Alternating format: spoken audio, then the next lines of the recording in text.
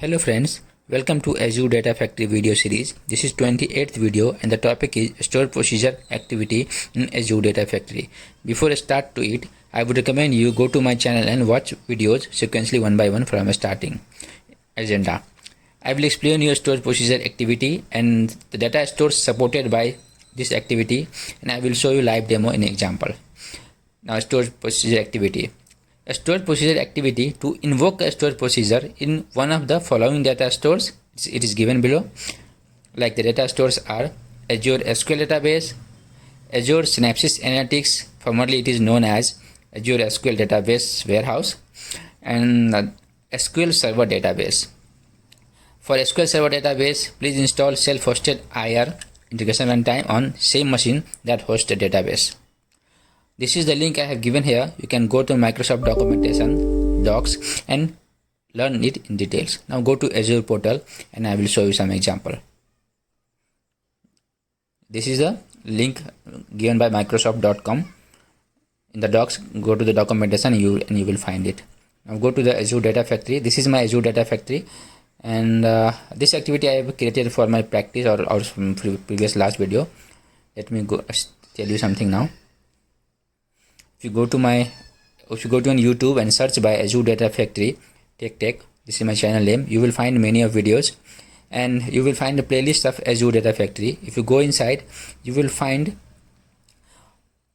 many videos sequentially one by one. So you can, if you understand, if you watch with these videos sequentially one by one, you will have better understanding. Now let's go for today's agenda, to the topic.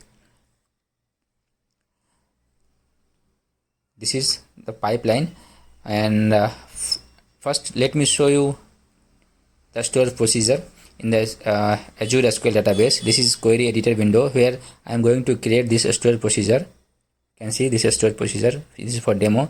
This will select data from the employee details. Okay. Actually, sorry, delete data from the employee details. So let me show you how many data is in this table first. For this technology, Azure, let me run that query, and you can see here we have these many of records, and by executing this SP we can delete all these records from the database. Okay, I have created the SP now. SP name is SP_demo. I will use it in store procedure activity. Now let me create a new pipeline for this. Okay, we can rename the pipeline from here. Close the properties window and search store procedure in activities. Drag and drop in the canvas. You can see this is first tab, for general tab, where you can rename your procedure activity, and this is the general settings where we have what we have already discussed, like the timeout, the retry interval. Now go to the settings. This is the link service where I need to create the link service, or if you have existing link service, then we can select it. That will connect to our database. So I have already link service. Let me select this. That will connect to that database.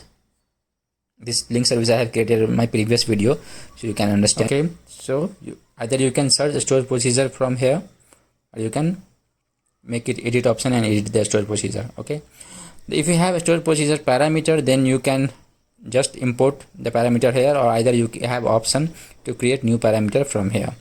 You can see I imported my parameter. Now we can put the value here, like our value is Azure, so we can put here, or we can make it dynamic. You have option down here to make it dynamic. Okay, that just select it a dynamic, and you can select your parameter from here. Okay, so first let me create parameter first on the pipeline level that I will pass in that store procedure parameter. Okay, so I am selecting parameter as technology, type a string, and I will put value at the runtime. That is fine. Now let make this parameter as dynamic in the store procedure here. Just click here. If it will have option a dynamic, and now this time we will select this parameter what just we have created. Select this. You can see the expression now. Just hit the finish button and we are good. This is the next tab, user interface, that we have already discussed. If you see my channel, I think this is 18th video for user interface. You can go and watch in detail. Now let's hit the debug button to execute a stored procedure. This is asking for parameter value, so I can put here Azure, so that SP find the Azure technology and clear the data for Azure technology from table. So pipeline is running now.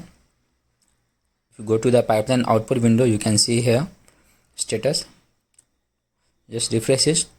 Store procedure is completed. Now if you go to the our SQL query editor window and run this select statement, we should find 0 records because the data is deleted by a store procedure. That means the store procedure worked very fine. So this way we can use the store procedure. Thank you for watching this video.